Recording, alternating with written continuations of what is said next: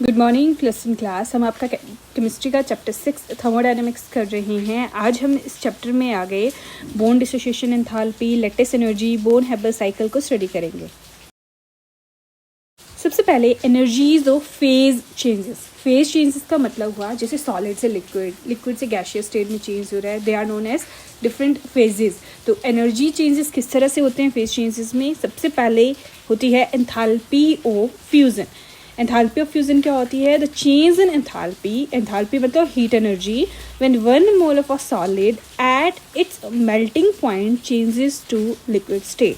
वैसे भी फ्यूजन क्या होता है? जब सॉलिड कन्वर्ट होता है लिक्विड स्टेट में। तो एंथैल्पी ऑफ फ्यूजन क्या हो गया? चेंज इन एंथैल्पी और heat energy when 1 mole of a solid at its melting point changes to liquid state. For example जैसे water in solid state that is ice changes into water at liquid state. तो जो हमारी enthalpy of fusion होती है that is plus 6.0 kilo joule per mole, यानी इतनी energy required होती है। प्लस साइन हमारा शो कर रहा है कि एनर्जी रिक्वायर्ड है। सेकेंड टाइप की जो एंथैल्पी होती है that is enthalpy of vaporisation.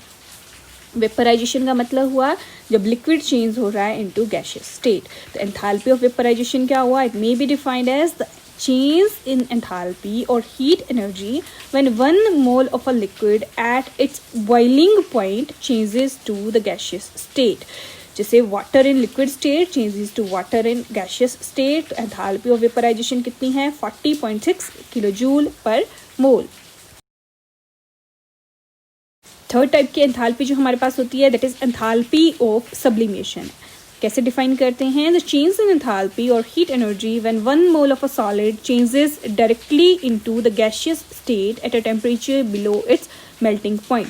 Sublimation क्या होता है? जब सॉलिड डायरेक्टली चेंज हो जाता है गैसियस स्टेट में विदाउट और बिलो इट्स मेल्टिंग पॉइंट। तो जैसे iodine in solid state change हो जाता है आयोडीन इन गैसियस स्टेट। तो एंथैल्पी चेंज कितना होता है? Plus 62.4 kilo joule per mole. This is known as enthalpy of sublimation. क्या रिलेशनशिप होता है तीनों फेज चेंजेस की जो एंथैल्पीज हैं?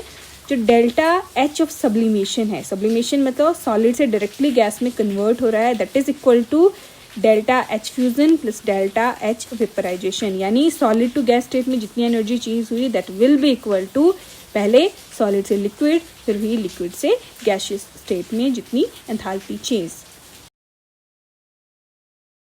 Next is Hess law of constant heat summation.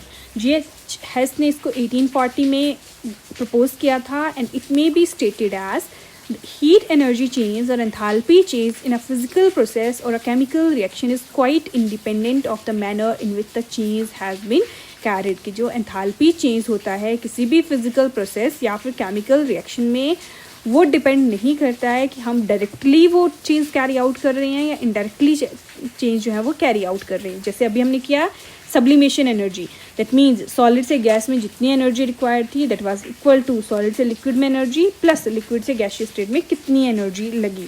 तो चाहे डायरेक्टली हम एनर्जी देख रहे हैं चाहे इनडायरेक्टली देख रहे हैं, दोनों एनर्जीज क्या होंगी? ऑलवेज इक्वल होंगी। This was given by Hess, G H. Hess in 1840। Next is bond dissociation enthalpy और bond enthalpy.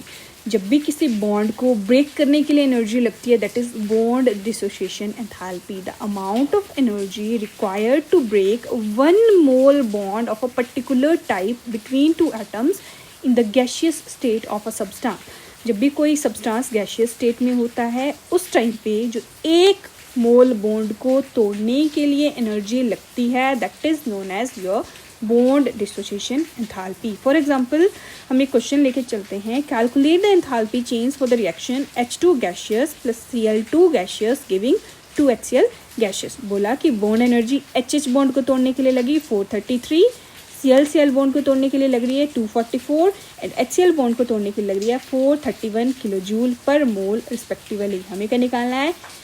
Change in enthalpy. तो एंथैल्पी चेंज होगा equal to bond energy of reactant minus bond energy of product. Bond energy कितनी है reactant की? Reactant है हमारे H2 and Cl2, ये है 433 H2 के लिए है प्लस 244 है हमारी जो हमारा Cl2 है उसकी, minus bond energy of product. Product क्या है हमारे? ओनली HCl है। तो कितने HCl हैं? 2, तो 2 × 431 ये आ गया इक्वल टू 433 प्लस 242 माइनस 862 या सॉल्व किया या गया equal to minus 185 kilo joule, यानी कि हमारी जो बॉन्ड एंथैल्पी का चेंज आया वो कितना आया माइनस 185 किलो जूल। यानी जब H2 प्लस Cl2 कंबाइन करके 2HCl बनाएंगे उस टाइम पे जो बॉन्ड एनर्जी रिलीज होगी that will B 185 kilo joule. Next is lattice energy. It may be defined as the energy released when 1 mole of a crystalline solid is formed by the combination of oppositely charged ions in the gaseous state. It is denoted by U. बोला जब भी कभी कोई दो oppositely charge ions अपनी gaseous state में combine करेंगे उस टाइम पे जो एनर्जी रिलीज होती है that is known as lattice energy. या फिर इसको एक और टर्म में हम डिफाइन कर सकते हैं, energy required to completely separate 1 mole of crystalline solid into its ions in the gaseous state. या तो इसका उल्टा, जो सॉलिड स्टेट में हमारे पास क्रिस्टलाइन सॉलिड है कोई, उसको हमने ब्रेक करके वापस आयंस बनाए, उस टाइम पे जो एनर्जी रिक्वायर्ड होगी that will be known as lattice energy. जब फॉर्म हुआ सॉलिड स्टेट तो एनर्जी रिलीज हुई, जब सॉलिड से वापस गैशियस बने तो एनर्जी क्या होगी रिक्वायर्ड।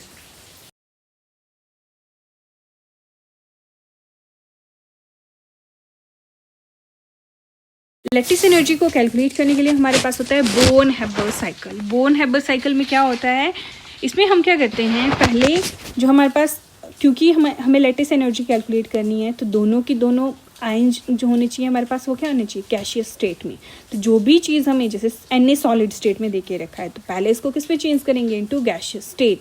क्लोरीन हमारे पास क्या है हाफ Cl2 यानी ये मोलिक्यूलर फॉर्म में है तो इसको आयन में कन्वर्ट करना है वो भी गैशियस स्टेट में।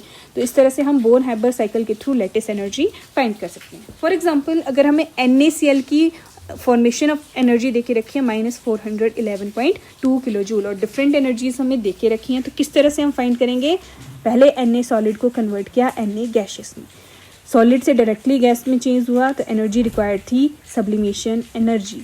फिर Na गैशियस से Na पॉजिटिव आयन बनाया यानी इलेक्ट्रॉन को लूज करवाया, इलेक्ट्रॉन को लूज करने के लिए लगी आयोनाइजेशन एंथैल्पी, ये बन गया हमारे पास Na पॉजिटिव गैशियस स्टेट में। ये हमारे पास एक बन गया आयन, दूसरा आयन हाफ Cl2, अब Cl2 से हमें चाहिए सिर्फ क्लोरीन तो हम लगाएंगे bond dissociation energy, chlorine gaseous state में आ गया, अब इसको Cl नेगेटिव में कन्वर्ट करने के लिए एनर्जी देनी पड़ेगी यानी इलेक्ट्रॉन गेन एंथैल्पी। तो क्लोरीन से जब Cl नेगेटिव आयन बना तो कौन सी एनर्जी लगी electron gain enthalpy. Na positive and Cl negative ने जब कंबाइन किया तो एनर्जी जो रिक्वायर्ड थी या रिलीज हुई दैट वाज लैटिस एनर्जी। और डेल्टा H ऑफ फॉर्मेशन हमें ऑलरेडी देके रखी है तो लैटिस एनर्जी चेंज कैसे हम फाइंड करेंगे, delta H of formation is equal to sublimation energy plus ionization energy plus your bond dissociation energy minus electron gain enthalpy minus lattice energy. इस formula का यूज़ करेंगे हम, इसको थोड़ा रीअरेंज किया, U की वैल्यू कितनी आ गई 788.4 किलो जूल पर मोल या फिर -788.4 किलो जूल पर मोल, क्योंकि आयन से बना है हमारा सॉलिड तो एनर्जी रिलीज होगी, इसलिए हम कैसे साइन से शो करेंगे इसको, माइनस साइन से हम इसको शो करेंगे। That's all for today, next topic को हम नेक्स्ट क्लास में करेंगे।